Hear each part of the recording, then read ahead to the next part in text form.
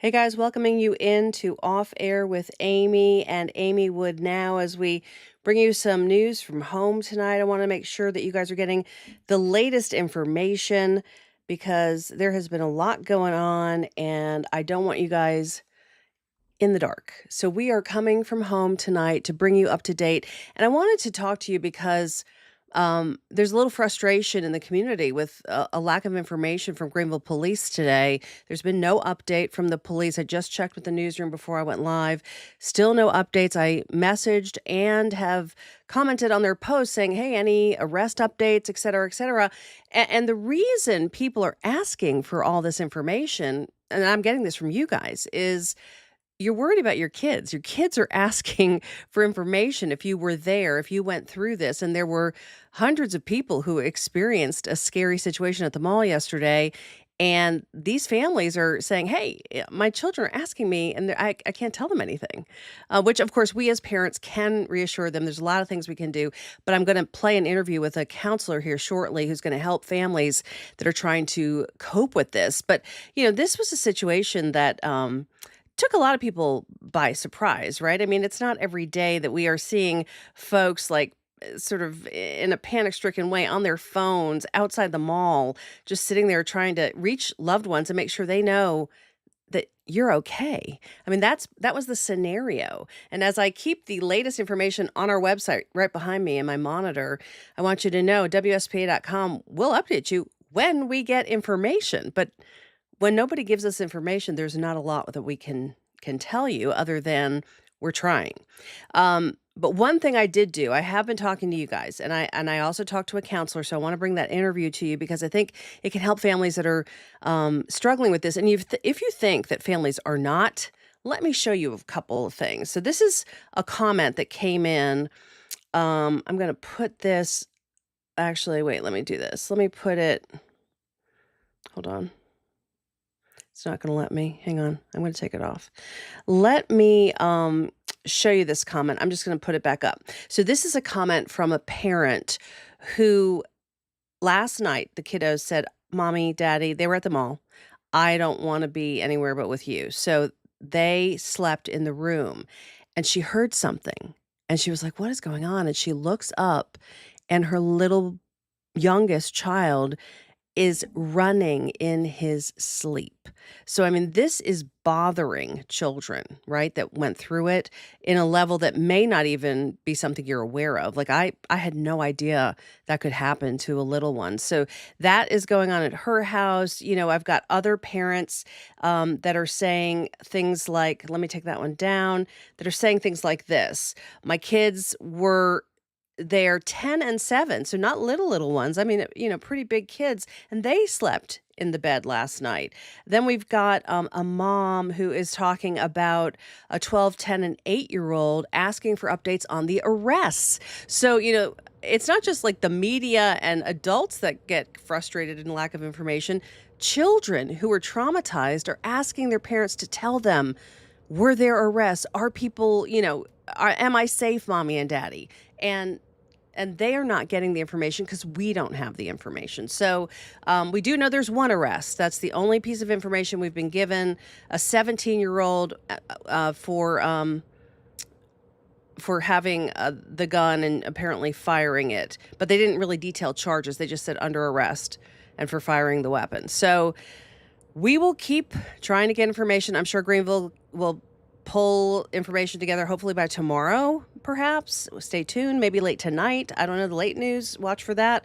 But meantime, I want to bring you this interview that I did with a counselor in our community. He actually works in the Greenville County area, so he's a resource for families in the community in general, but also I think he works a little bit in the schools, so some of you may know him. Anyway, Eric is a pro. He knows what he's talking about, and here's what he was able to share so that I can help you guys help yourselves. So this is for moms and dads who are not sure how to handle this, not sure what to say. I hope this helps. And God forbid any of us are ever in this position. This is the kind of thing we need to do. Hey, everybody. We are pulling in Eric Flukiger, who counsels people as part of his practice. He helps out through the school system. He also helps out in private practice. And so, Eric, let's talk a little bit about this experience. I mean, it was a very scary experience for adults. Yeah.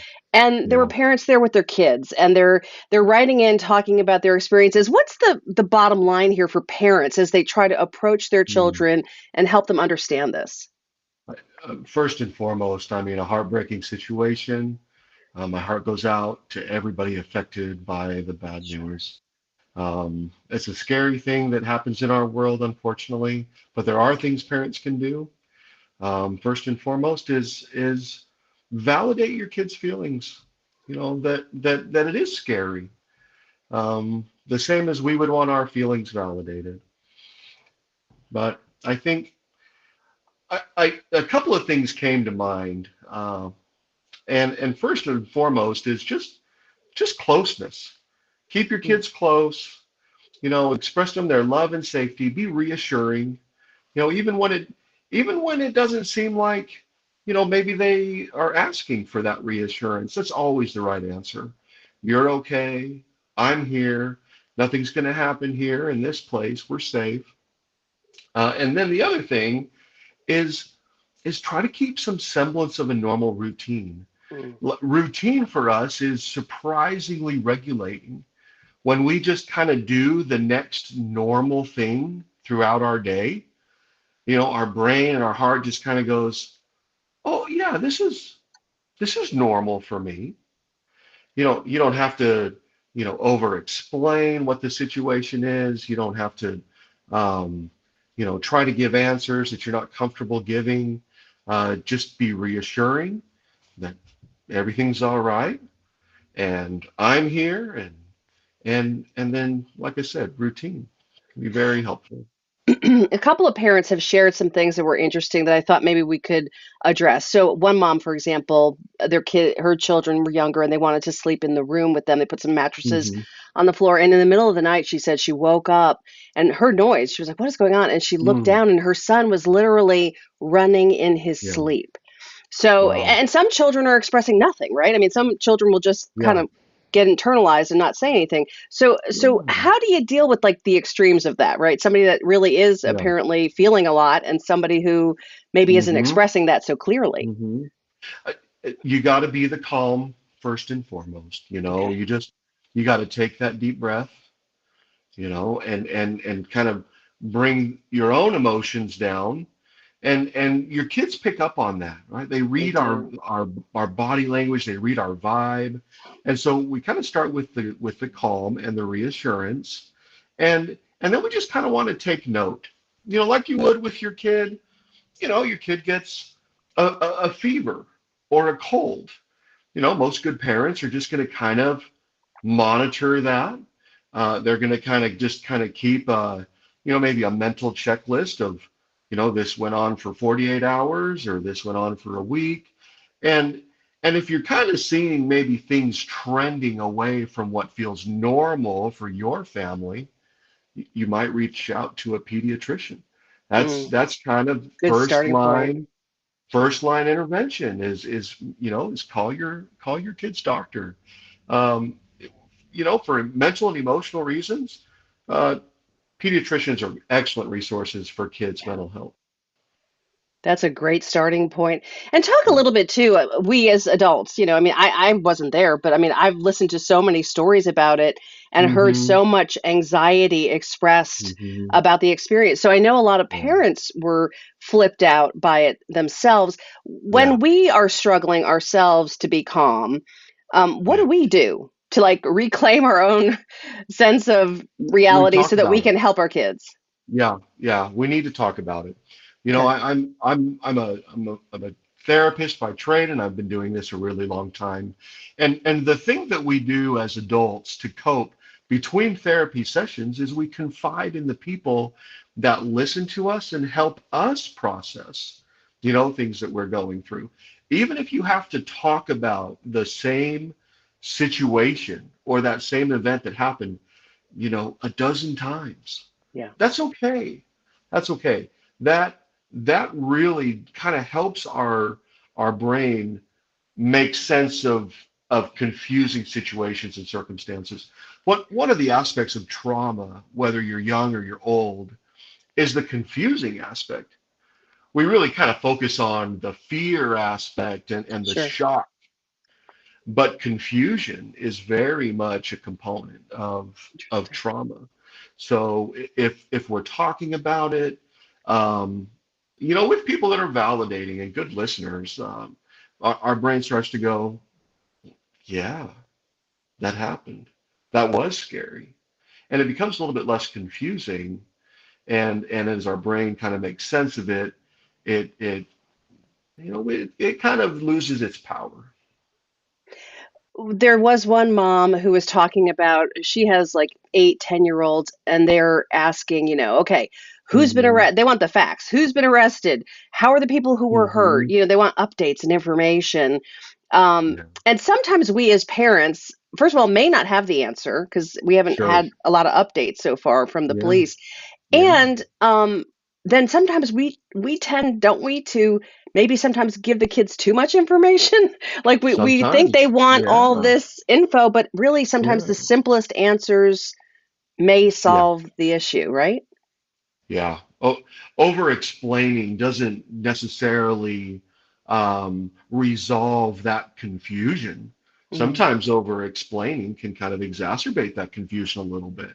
mm, So explaining in the things that we know, the things that are factual, um, and then making it okay that there's some things that we don't know, mhm. and just expressing the normalcy of, yeah, I don't know how that person's doing specifically, um, but I can tell you generally, these are typically survivable things that for what we know about this scary situation.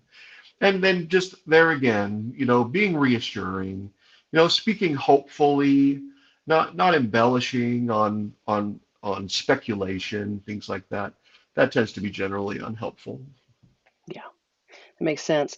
Any closing thoughts as parents cope with this, and adults who Yeah. were through it, who went through it, because sometimes we adults, we might be willing to reach out for help for our kids, but we might not be Hmm. willing to reach out for help for ourselves. That's true. That's true for myself sometimes. Me too. Sometimes even as the counselor, right? It's hard to ask for help. But I think time, just spending time with your kids, that that really speaks love universally, and reassurance. So spend that time, and also to try to curb our own worries Mm, that maybe if our kids aren't talking about a scary or confusing situation, doesn't mean that they're struggling more with it. true. We might be preoccupied with things, but there's a lot of hours to live in a day. And over focusing on scary or confusing events in the news doesn't doesn't necessarily mean it's better. Over focusing can create more problems. So if it's not, the topic's not coming up, that's okay too. Okay. And if there's a child who is, potentially down the road afraid to ever go back to the mall, or immediately Hmm. at the moment doesn't want to go anywhere away from mom or dad, Hmm. how do you help them like get back to school on Monday? Well, I guess there's no school this time of the year. That's good. But Yeah. get back to a normal. Yeah. Maybe they're going to camp or they're going to, a swimming lesson. Yeah. How do you get them Yeah. back in the groove? I wish that there was one right answer for Sure. all of the individual situations. Um, I think for all of us, we have a little parent intuition. I think Hmm. that we can, kind of encourage and kind of redirect gently towards the plan that's in place, towards the activity that we're planning on doing, but also being a little bit flexible. Like, if we start easing a little ways into going back to the mall or being away from parents, and it becomes really obvious that it's not going to go as planned, just to be okay with being a little flexible and allowing plans to change, Hmm. and letting our kids know that that's okay. They might feel like, you know if I'm scared to go to the mall, I'm letting mom or dad down because that's where they want to go. we can let them know that we're okay if they're struggling with that. Got it. You are great. Thank you, Eric, for giving some insight. I Thanks, know. Amy. All right, so that is the latest from Eric and helping families try to cope with what is a really difficult situation that you guys have been through. I also need to pull up something that's just breaking right now. So, this is finally some information from the Greenville PD, some new information just in. This, of course, is on the shooting that we've been following at the Haywood Mall. And here is what they're saying. They do say a 17-year-old was arrested. They're giving us a name now, Kamari Walker. He's facing multiple charges.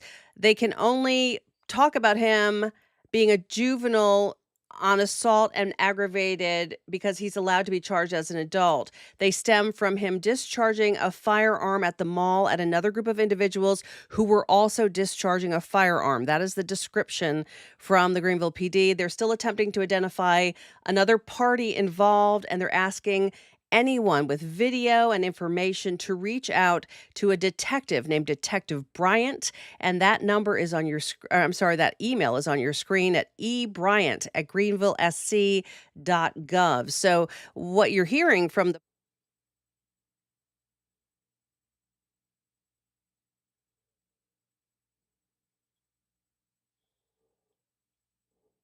Okay, guys, I've messed up a little bit here. Hang on one second. I've got to move this camera around.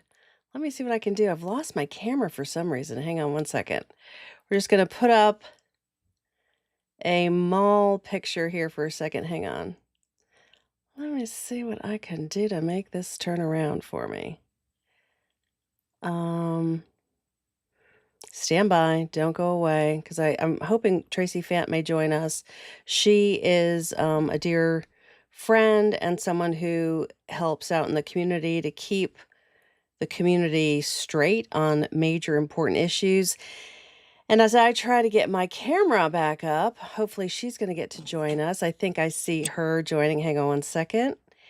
And Tracy, I'm going to see if I can get all the things working here. Okay. And I don't know Can why you they're hear me? not, best laid plans, as they say. Hang on one second. All right. So I am back, I think. All right. So I'm back. And I'm going to see what I can do about Tracy. I know that I can get you on here, Tracy. Hello. You go Hey, ahead and say a little bit about what you were saying in your comment, because I know I've been advocating for more information for the community just because people have been asking me for it, and right. just also the mall. Like I've emailed the mall, the ownership, and I've heard zero, no communication from them, no statements, nothing. Exactly. And that's what I was saying. I was surprised that the mall was open today. And I said, they didn't statement to the community. They haven't released anything about resources or any type of countermeasures, or it's like we can't just move like this didn't just happen. We as a community, I mean, public safety is first and foremost. And they need to be held accountable for what happened. They need to put in better safety countermeasures. They should be offering counseling services for families and for their retailers and for, everyone that was traumatically involved with the situation. Yeah, I'm hearing you on that. The community is, equally concerned. I know a lot of people were making comments today about just everything being back as if nothing happened. But we will definitely be Yeah. pushing as reporters, anchors, media folks for more answers. Again, it happened on a weekend. Okay, I mean, these days everybody's cutting back. Maybe Yeah. maybe they don't have weekend people. I don't know, but hopefully tomorrow No. we will get some answers Yeah, but from the folks that are back in the office after the weekend. I don't know. they should have been in the office today. Agreed. They should have been there today. They should have been, I mean, because somebody made the decision to open today. Yep. And so whoever made the decision to reopen today should have also made the decision to release a statement to the community, um, to the patrons. I mean, my granddaughter was literally at Panera Bread. Like Wow. she was headed to the mall. I was on my way to meet her at the mall. And so there's a lot that comes into play when these types of scenarios happen. I mean, the scene was very chaotic. You had store managers and people looking for their employees. You had people looking for their family members. I mean, it just seemed like it was the worst case scenario when it Yeah. comes to any type of shooting that would take place in a public space such as this. And for it, by it being the biggest mall in South Carolina, they definitely need to put some better countermeasures in place. We need to speak more on public safety and just hold them accountable. It's about complete accountability at this point. Somebody Yeah. dropped the ball, and they could have at least released a statement to the community. Yeah.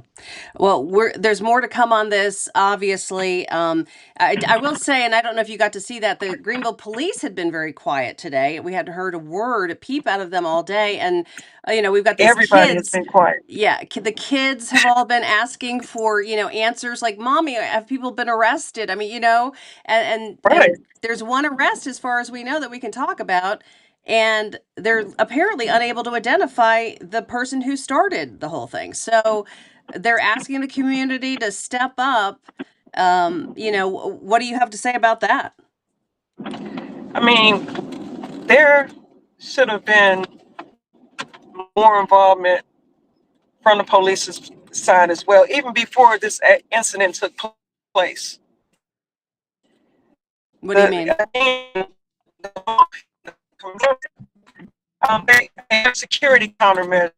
There never should have been, after things that have happened in the past 2 years at Haywood Mall, from the other fights, from the other Hmm. shootings. Yeah.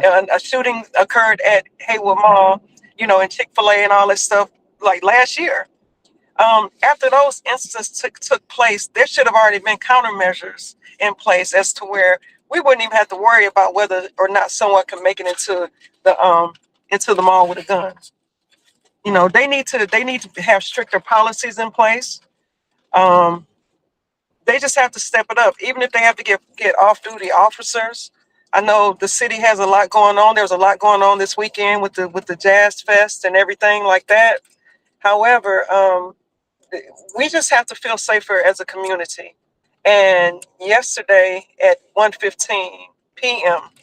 on the hottest day of the summer, where families and kids and teenagers and elderly people were enjoying themselves at the mall and food court, it was a mass shooting. And we might as well call it what it is. A lot of people don't like to call it what it is. We might as well call it what it is. And it's time for the community to step up and say, you know what? Enough is enough. We want answers. We want to know how you're going to protect us and our children from this type of situation taking place again. Because even my granddaughter and her friends today, they were saying they weren't going back to the mall. Yeah. And as I said, it's just June. What, June 14th, June 15th? Right. We have three more We got a months to go. long summer ahead of us. We sure do. Exactly. Yeah. Exactly. And so, Well, something needs to hopefully, happen. I will say this. Hopefully, in the silence that we have heard over the last 24 hours or so, we will see an amazing plan rolled out tomorrow. Maybe they've been figuring things out. Let's hope. We'll be They asking should just questions and pushing for answers for sure.